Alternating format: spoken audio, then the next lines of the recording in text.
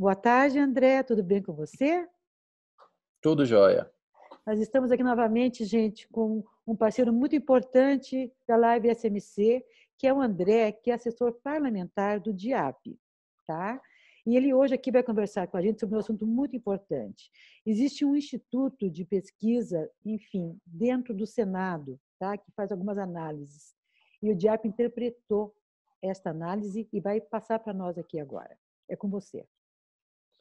Na verdade, foi o Instituto Fiscal Independente do Senado que ele reúne dados, em especial dados econômicos, e traz esses dados à tona para que todo mundo possa ter conhecimento. Então, foi feito um estudo com base no programa trazido aí pela MP do auxílio emergencial, da proteção para os trabalhadores, de certa forma, garantir emprego com redução de salário, né? Redução de salário, redução de jornada. Então, essa foi a tendência do estudo, com base especificamente na MP 936. E se constatou que, até agora, o governo gastou apenas 26,1 bilhões dos 51,6 previstos, ou seja, praticamente a metade que foi gasto. E nessa metade recuperou, salvo engano, aí 15 milhões de empregos. Mas esses dados eles são contraditórios, porque há algumas páginas oficiais que dizem que foram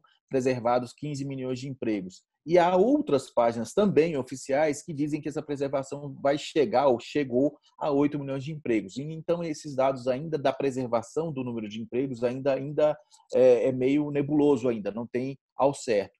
Mas o fato é que o governo ainda não gastou o tanto que pode gastar com relação a esse programa. Se havendo ainda a prorrogação do programa, que é uma expectativa de prorrogação do programa, o governo Tá? gastaria aí em torno de 43,8 bilhões, ainda abaixo do previsto com a medida provisória.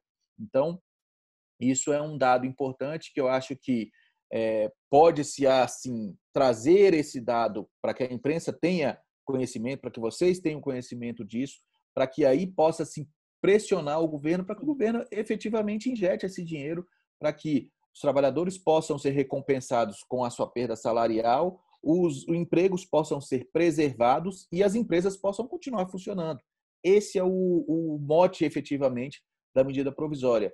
Então, é um dado importante, um dado feito pelo Instituto Fiscal Independente, que é um instituto oficial do Senado Federal e que Sim. traz esses elementos bem interessantes para a gente.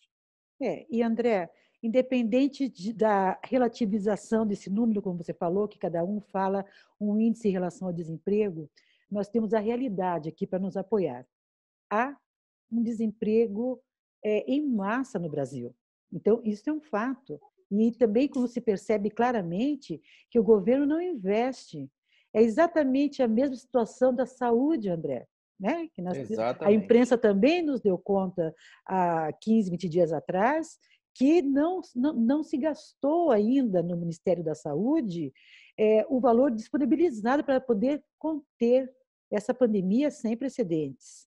Exatamente. Então, o fato de vocês trazerem à luz essa informação e que todos Uhum. fiquem comentando, isso é uma pressão para que eles Sem dúvida. percebam que estamos, e é o papel do diabo. Bem Sem bacana. dúvida. E é o momento, na verdade, do governo. Isso não pode ser tido como gasto para o governo, isso tem que ser tido como um investimento na Investimento. sociedade. Sim. Porque você preservar os empregos, você preserva as empresas, você dinamiza a economia com esse recurso que tem já disponível. Então, já tem dados, não necessariamente do Instituto Fiscal Independente, mas dados de alguns municípios que mostram que o auxílio emergencial, que é esse auxílio de R$ 600, ele retornou para a economia e turbinou a economia, em especial na área de serviços e nesses pequenos comércios. Então, isso contribuiu muito. E aí também tem esse debate, se vai estender ou não o auxílio emergencial. Então, eu acho que o governo deve pensar que isso não é gasto.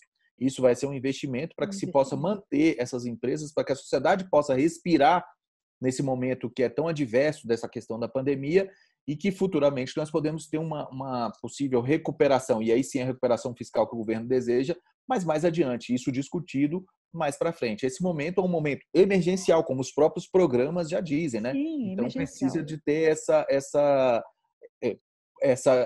um pouco dessa questão mais do governo, mais social do governo, né? Sim, sim, com certeza. Antes de passar para a próxima pauta, eu quero ver se você tem alguma informação para nós em relação ainda à 936. Porque o presidente ele assinou na segunda-feira, agora, no finalzinho do segundo tempo, assim, ele assinou. Só que ainda falta determinar o prazo, né? Para que ele assinou, mas não está determinado o prazo. Precisa ser novamente baixado um decreto para que diga por quanto tempo ela vai durar. Eu queria saber se você já tem alguma informação aí no DIAP, se vocês já estão pesquisando algo nesse sentido, algum sinal de quando é que vão discutir isso, se é É, breve. há uma previsão que ele baixaria esse decreto o quanto antes, até porque há uma pressão também de grupos empresariais, mas aí as pressões se multiplicaram com os vetos que foram feitos na medida provisória, né? Sim. Então, teve o veto da questão da desoneração, teve o veto da ultratividade, e aí isso contaminou, de certa forma, um debate que estava mais adiantado, eu diria. E aí eu acho que essa questão aí dos decretos devem surgir nesse calor desse debate, mas acredito que vem em breve, porque há uma pressão de vários setores para que isso seja o quanto antes solucionado. Com certeza. E já que estamos falando em MPs, você nos dá notícia também da 927, já tem uma data para ela entrar no Senado em votação? Como A está? 927 há uma previsão de votação dela no Senado nesta quinta, ou seja, amanhã, né? Mais conhecido como amanhã. Então, há essa previsão. O relator, ainda não oficialmente, mas o relator, tudo indica que será o senador Irajá Abreu, e pretendem, já ouvi algumas discussões no sentido de fazerem algumas modificações na medida provisória. Agora, vale ressaltar que, independente de qualquer modificação que seja feita nessa medida provisória, ela não tem um texto que é positivo para a classe trabalhadora. Ela prevê uso de férias, banco de horas, acordos individuais, não prevê que o próprio trabalhador possa assinar alguns desses acordos que se utilizam para a antecipação de feriados, algumas coisas, ou seja, isso seria decisão unilateral do patrão. Então, ela tem uma série de questões que, na verdade, são prejudiciais à classe trabalhadora. E caso ela venha a sofrer alguma alteração, que eu não acredito, por mais generosos que possam ser os senadores, eu não acredito que conseguiriam melhorar muito desse ponto de vista a medida provisória, mas qualquer alteração que venha a ser feita na medida provisória, ela terá que retornar para a Câmara. E o prazo de validade dela termina no dia 19 agora desse mês. Então, é um prazo extremamente curto. Não sei realmente se vão optar por fazer algum tipo de mudança ou voltar do jeito que está. Reitero, votando do jeito que está é muito ruim. E qualquer tipo de modificação talvez não melhore esse cenário para o mundo do trabalho ou para os trabalhadores, né? Sim, Então é um MP que nos prejudica nos muito. prejudica. Por isso que eu te fiz essa pergunta, porque a gente sabe que a base principal dela, o eixo dela, é o individual em Exato. detrimento do coletivo. Então, Exatamente, foi por isso que eu te fiz essa exatamente. pergunta, porque ela vai nos afetar diretamente aqui no chão de fábrica. Sim, Então, sem para ver se dúvida, ainda sem dúvida. tínhamos mais tempo. Quando você fala que pode ser amanhã, me deu até um frio na barriga, sabe? É, Terrível. houve uma reunião ontem, né, que prepararam a pauta para que ela pudesse ser votada amanhã, mas as coisas estão alterando de um dia para o outro com uma certa facilidade. De repente, a pressão que foi exercida também tem sido feita pressão pelas centrais sindicais, tem sido feita pressão pelos sindicatos para evitar essa votação, para fazer com que, se for votada aqui, mudem alguns pontos principais nessa medida provisória. Mas, enfim, reitero, não é fácil mudar a medida provisória para que ela seja mais palatável, para que ela seja mais aceitável para o grupo de trabalhadores, né? É muito Sim. complicado. André, mais uma vez eu agradeço a sua participação aqui. Tenho certeza que nossos trabalhadores e trabalhadoras também, porque é super importante nós termos uma informação direta, assim.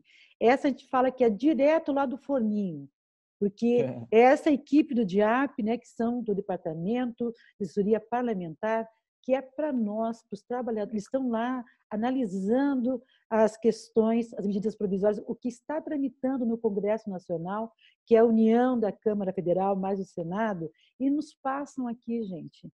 Então, vocês são extremamente relevantes e úteis para o movimento sindical brasileiro. Nós agradecemos aqui e até uma próxima oportunidade. Muito obrigada. Então, a próxima, eu que agradeço.